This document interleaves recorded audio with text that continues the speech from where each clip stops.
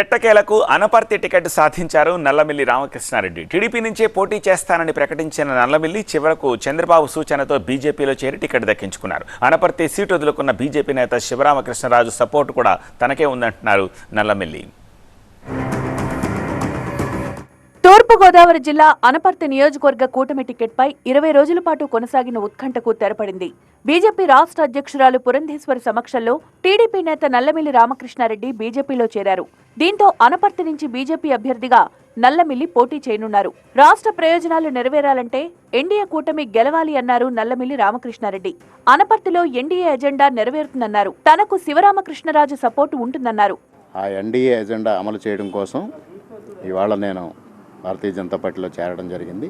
వీర విధేయుడిగా, dedicated వర్కర్గా Bharatiya Janata పార్టీకి ఆయన 100% నాకు సమన్వయంతో పనిచేస్తారు, నాకు సపోర్ట్ చేస్తారు.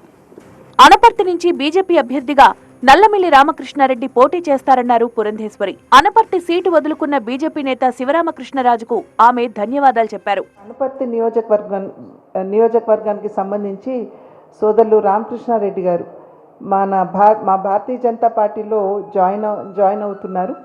అండ్ అనపర్తి నుండి క్యాండిడేట్గా వారు కంటెస్ట్ చేస్తారు.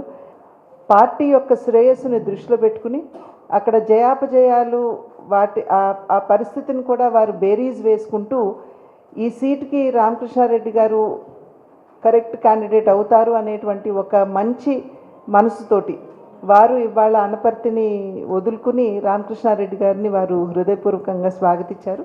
టీడీపీ, జనసేన, బీజేపీ పొత్తులో భాగంగా అనపర్తి టికెట్ బీజేపీ నేత శివరామకృష్ణరాజుకు ప్రకటించారు. అయితే తనకే టికెట్ కేటాయించాలంటూ పట్టుబడుతూ వచ్చారు టీడీపీ నేత నల్లమిల్లి రామకృష్ణారెడ్డి. బీజేపీకి అనపర్తి బదులు వేరే సీటిచ్చి టీడీపీకి అనపర్తి కేటాయించేలా చర్చలు కూడా జరిగాయి. కానీ ఆ ప్రయత్నాలు ఫలించలేదు. దీంతో టీడీపీ అధినేత చంద్రబాబు సహా పలువురు జిల్లా నేతలు నల్లమిల్లిని బీజేపీలో చేరాలని సూచించారు. అయితే ముందుగా అందుకు అంగీకరించిన నల్లమిల్లి టికెట్ కోసం బీజేపీలో చేరక తప్పలేదు.